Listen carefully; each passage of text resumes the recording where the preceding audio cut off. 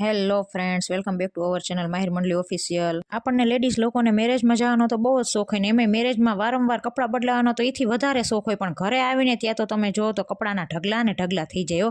પછી જો આ કપડાં ધોવા પડે ને તો મને તો એટલો આ લાવે ને કે મને હબાકા ચાલુ થઈ જાય. મને તો એ નથી સમજાતું કે કપડાં તો બધાય વારંવાર બદલાવ્યા, ધોવાના મારે એકલીને જ આવું વિચારીને જ મારો તો મગજની ડગરી ખાઈ ગયું. અને કેટલી મહેનતથી મેં મહેંદી મૂકી હતી, મારી મહેંદીનો કલર એ વયો ગયો બોલો.